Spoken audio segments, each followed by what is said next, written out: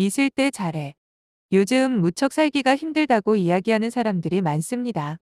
이런 사람들의 이야기를 자세히 들어보면 상당 부분 주변 환경이나 타인에 의해 본인이 이렇게 되었다고 하는데, 그 이면에는 이렇게 되기 전에 내가 그때 이렇게 저렇게 해서도 이렇게까지는 안 되었을 텐데, 아니면 그때 그렇게 한 내가 바보지라고 넋두리가 잔뜩 깔려 있습니다. 그래서 오늘은 있을 때 잘해라는 제목으로 몇 자 적어보기로 하겠습니다. 1. 이동성. 광고. 최근 신문지상의 전면 광고로 자주 등장하는 것이 이동통신사의 번호 이동성 광고와 주류업계의 소주의 동성 광고입니다.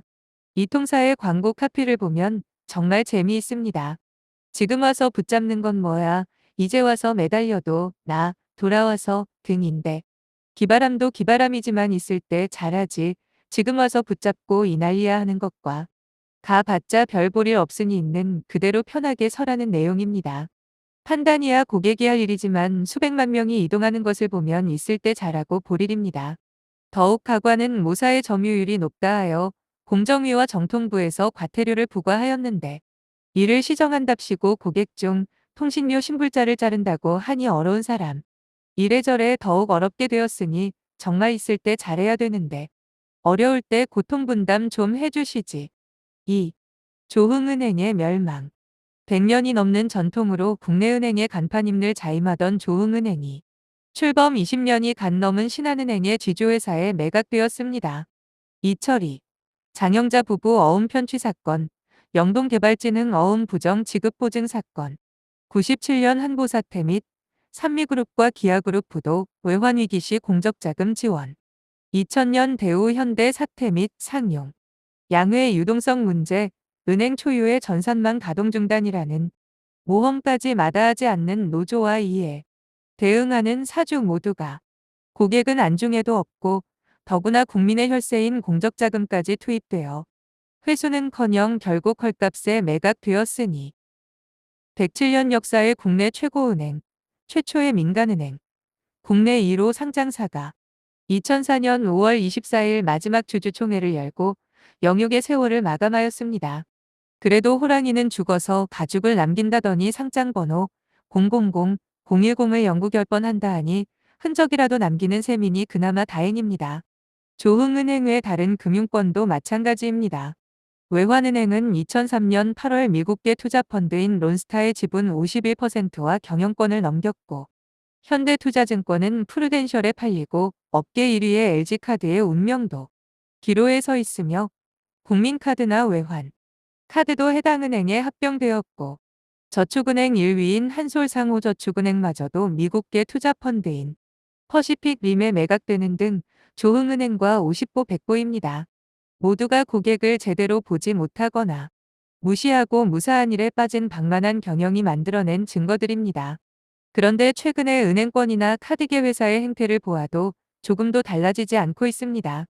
고객의 어려움은 아랑곳하지 않고 수수료 등을 인상하여 손쉽게 손익을 개선하면서 무더기 신용 불량자를 만들어내고 있습니다. 10년 동안 쌓은 신용, 한두 달 연체되면 제로로 만드는 횡포를 부립니다. 연체 대금에 대한 독촉은 말할 것도 없습니다. 연체자는 인간 취급도 하지 않습니다. 3. 생활 속의 이야기. 가. 부모님 살아 생전에. 저는 대한민국 셀러리맨의 표준이라고 해도 무리가 없을 듯합니다. 표준이란 반듯한 기준을 말하는 것이 아니라 일반적인 셀러리맨의 범주에서 크게 벗어나지 않았다는 의미입니다. 저를 기준 삼아 말씀드리면 대학까지 부모님 힘빌어 졸업하고 입사 후에는 약간의 용돈을 주는 것이 자식된 도리를 다하는 양하였고, 결혼 후에는 결혼자금, 주택구입자금 충당하느라 빚잔치하면서 부모님 용돈은커녕 목돈 얻어쓰고 좀 나이가 들면서 자식 키우랴, 공부시키랴 들어가는 돈이 점점 불어나서 받는 봉급받으시 쪽에 서야 할 형편이니 용돈마저 끊고 한 번씩 틈나면 찾던 고향 방문도 명절이나 큰일이 없으면 아예 갈 생각도 않는 것이 보통 셀러리맨의 가족사가 아닌가 생각합니다. 지금부터라도 살아 생전에 부모님께 좀 더 잘하시지요. 정성으로 말입니다. 나보다 먼저 그대를 사랑하겠습니다. 이 세상에서 마지막으로 나를 안아주신 사람입니다. 내 눈물 닦아주시며 가슴으로 함께 울어주신 사람입니다. 보잘것없는 내 삶 속으로 들어와 작은 등불 하나 밝혀주신 사람입니다. 눈부신 세상이 있다는 걸 처음으로 느끼게 해주신 사람입니다. 그런 사람이기에 내 목숨 버려야 해도 그대를 사랑하겠습니다. 그런 사람이기에 나보다 먼저 그대를 사랑하겠습니다. 유미성 시집 1,000원짜리 러브레터 중에서 나, 와이프 앤 허즈번드. 젊었어야 좋지요. 나이가 들어가면서 집 문제에서부터 자식 문제, 심지어 가사 문제까지 끊임없이 갈등에 직면하게 됩니다. 물론 참고 참지만 못 참는 경우가 가끔은 있을 수밖에 없습니다. 이러한 문제는 큰 것에서 발생하는 것이 아니라 사소한 일이나 감정에서 일어납니다. 큰 문제는 그 심각성을 서로 공유하기 때문에 서로 대책을 마련하는 데 반해 사소한 것은 일반적으로 자존심 싸움이며 말싸움에 지나지 않는데 서로 죽기 살기로 지지 않으려고 합니다. 심하면 이혼까지 하려고 합니다. 성격이 맞지 않다고. 혹시 여러분은 어느 한쪽이 없다면이라고 가끔 생각해 보십니까? 가끔은 생각해 볼 필요가 있습니다. 물론 실제 당사자가 아닌 생각만으로 그 빈자리의 여파를 체감할 수 없겠지만 다음의 글로써 못다 한 말을 대신할까 합니다. 아내의 빈자리. 그리운 사람 하나 있습니다. 사랑하는 아내가 어이없는 사고로 우리 곁을 떠난 지 어느덧 4년. 하늘도 같이 슬퍼했는지 그때도 오늘처럼 이렇게 많은 비가 내린 걸로 기억합니다. 지금도 아내의 빈자리는 나에겐 너무나 크기만 합니다. 스스로 밥 한 끼 끓여 먹지 못하는 어린아이와 남편을 두고 떠난 심정이야 오죽했겠습니까마는 난 나대로 아이에게 엄마 묵까지 해주지 못하는 게 늘 가슴 아프기만 합니다. 언젠가 갑작스런 출장으로 인해 아이에게 미처 아침도 제대로 챙겨주지 못하고 허겁지겁 출근. 준비만 부랴부랴 하다가 새벽부터 집을 나섰던 적이 한 번 있었습니다. 전날 지어먹은 밥이 밥솥에 조금은 남아있었기에 계란찜을 얼른 데워놓고 아직 잠이 덜 깬 아이에게 대강 설명하고 출장지로 급하게 내려갔습니다. 그러나 일이 손에 잡힐 리가 있나요? 그저 걱정이 돼요. 몇 번이나 전화로 아이의 아침을 챙기느라 제대로 일도 못 본 것 같습니다. 출장을 다녀온 바로 그날 저녁 8시. 집으로 돌아온 나는 아이와 간단한 인사를 한 뒤 너무나 피곤한 몸에 아이의 저녁 걱정은 뒤로 한 채 방으로 들어와 양복 상의를 아무렇게나 벗어 던지고 침대의 큰 대자로 길게 누웠습니다. 그 순간 푹 소리를 내며 빨간 양념국과 퉁퉁 불어서 손가락만한 라면 가락이 침대와 이불에 퍼질러지는 게 아니겠습니까? 펄펄 끓는 컵라면이 이불 속에 있었던 것입니다. 이게 무슨 일인가는 뒷전으로 하고 자기 방에서 위인전을 읽던 아이를 무작정 불러내어 옷걸이를 집어들고 아이의 장단지와 엉덩이를 마구 퍽퍽 때렸습니다. 왜 아빠를 속상하게 해? 도대체 이불은 누가 빨라고 장난을 쳐? 장난을. 다른 때 같으면 그런 말은 안 했을 텐데 출장을 막 다녀온 뒤라 조금 피곤하고 긴장해 있었던 탓으로 때리는 것을 멈추지 않고 있을 때 아들 녀석의 울음 섞인 몇 마디가 나의 매든 손을 멈추게 했습니다. 아들 녀석의 얘기로는 밥솥에 있던 밥은 아침에 다 먹었고 점심은 유치원에서 먹고 다시 저녁 때가 되어도 아빠가 일찍 오시질 않아 마침 싱크대 서랍에 있던 컵라면을 찾아냈다는 것입니다. 가스렌지 불을 함부로 켜선 안 된다는 아빠의 말이 문득 생각나서 보일러 온도를 목욕으로 누른 후 데워진 물을 컵라면에 붓고 하나는 자기가 먹고 하나는 출장 다녀온 아빠에게 드리려고 컵라면이 식을까봐 내 침대 이불 속에 넣어두었다는 것입니다. 그럼 왜 그런 얘길 진작 안 했냐고 물었더니 제 딴엔 출장 다녀온 아빠가 반가운 나머지 깜빡 잊어버렸다는 것입니다. 휴, 이 녀석. 그래도 엄마 없이도 해맑게 자라주는 것도 고마운데 나는 아무 할 말이 없더군요. 무심코 창 밖을 보니 오늘따라 저리도 비는 많이 내리는지 하늘도 오는 걸까요?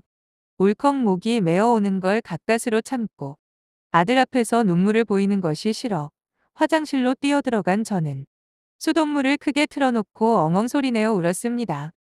한참이나 그러다가 정신을 차리고 나와서는 우는 아이를 달래 약을 발라주고 잠을 재웠습니다. 컵라면에 더러워진 침대보와 이불을 치우고 아이 방을 열어보니 이 녀석 얼마나 아팠으면 잠자리 속에서도 흐느끼지 뭡니까?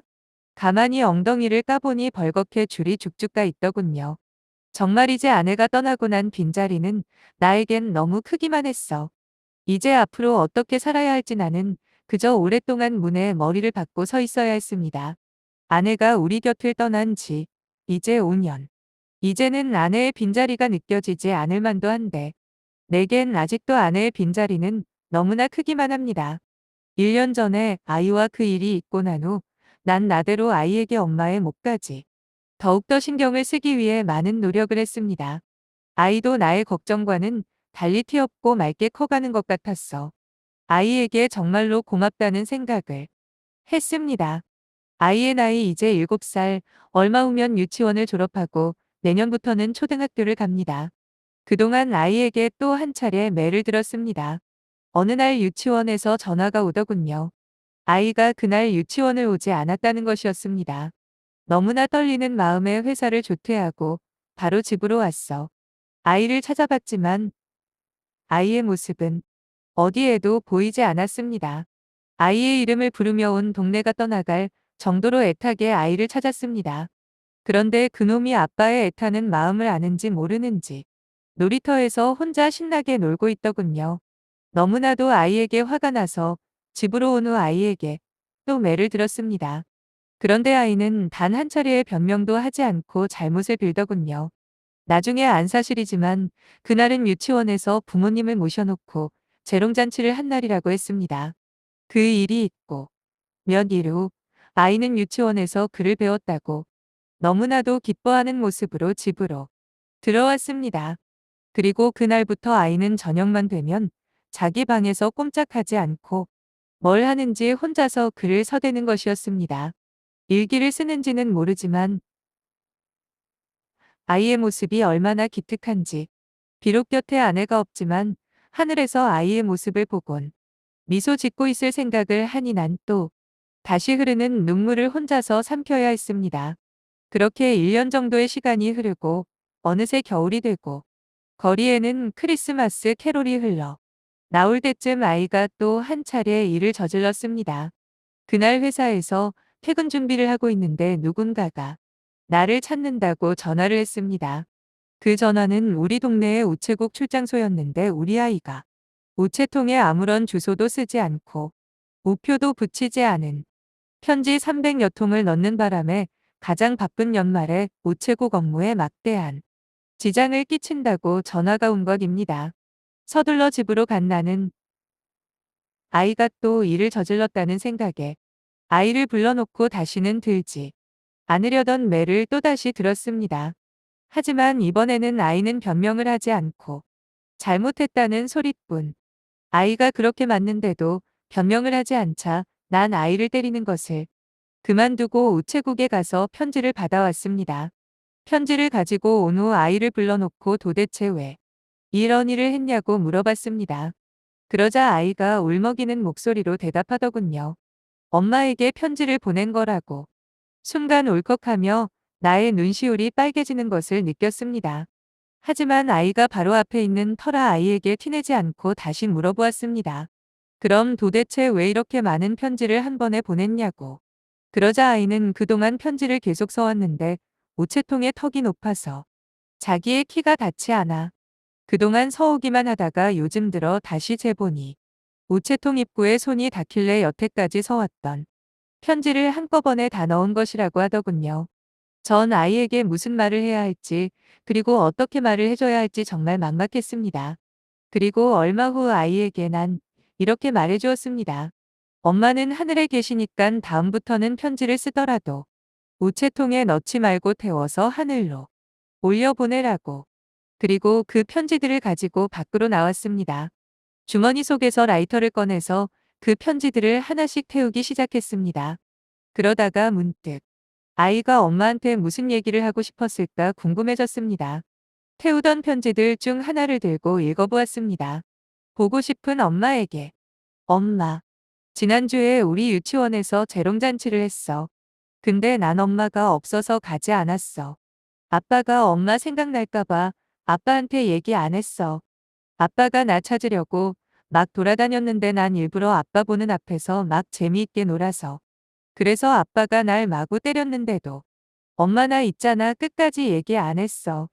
나 매일 아빠가 엄마 생각나서 우는 거 본다. 근데 나 엄마 생각 이제 안 나. 아니, 엄마 얼굴이 생각이 안 나. 엄마 나 꿈에 한 번만 엄마 얼굴 보여줘 알았지? 보고 싶은 사람 사진을 가슴에 품고 자면 그 사람이 꿈에 나타난다고 하던데. 엄마도 그렇게 해줄 거지? 꼭 기다릴게 엄마. 아이의 편지는 그렇게 끝을 맺고 있었습니다.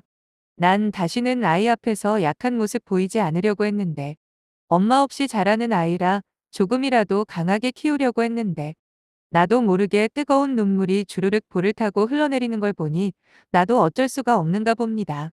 위글은 실화이며 아이가 지금은 초등학교 6학년이 되었고 TV 동화에도 소개되었대요. 네. 다.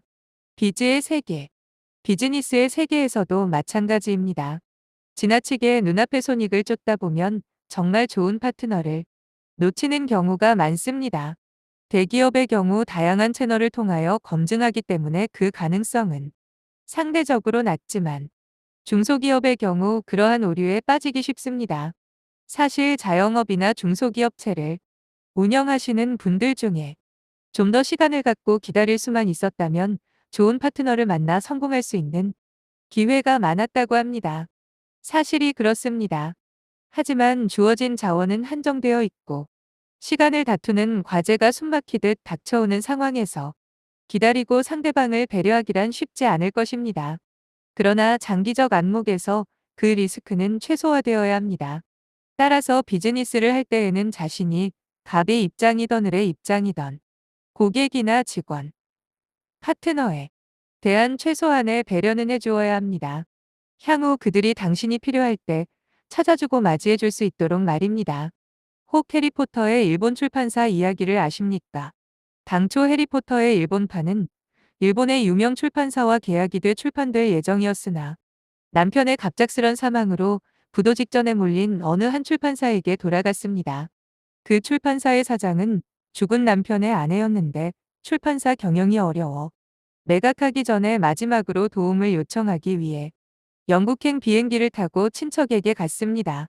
그러나 도움은커녕 여분으로 가지고 갔던 돈마저 보태주고 간신히 항공료만 가지고 귀국한 도중 비행기 안에서 우연히 해리포터 책을 읽게 되었는데 너무 재미있어 도착 즉시 전화를 하여 문의하였으나 이미 계약이 되었다는 관계자의 말을 듣고 실망하다가 직접 작가에게 이메일로 자신의 처지를 설명하고 책을 일본판으로 번역하고 싶다는 의사를 전달하였습니다. 그런데 이게 웬일입니까? 기존 계약을 파기하고 다시 계약하겠다는 연락이 오게 된 것입니다. 작가 조앤 K 롤링은 이혼 후 4개월 된 딸과 함께 방 한 칸에 1년 동안 생활보조금을 받으면서 궁핍한 생활을 하고 있으면서 해리포터를 서게 되었는데 그러한 자신의 어려운 생활이 교감이 되어 계약사를 바꾸게 된 것입니다. 이렇게 기회는 뜻하지 않게 인연이 되기도 하지만 이렇게 교감이 되기 위해서는 그가 진정으로 자신의 일에 매진하고 최선을 다할 때 이루어지는 것이지 단순히 안타까운 남편의 죽음이 행운을 가져다 준 것이라 생각지 않습니다. 우리 다시 한번 생각해 보시지 않으실래요? 나와 이해가 상반된다고 나와 경쟁 상대라고 했어. 나와 전혀 관계가 없다고 해서 파트너를 무시하거나 냉대하는 일은 없는가 하고 말입니다. 더구나 내가 잘 나가는 경우에 더더욱 그러합니다.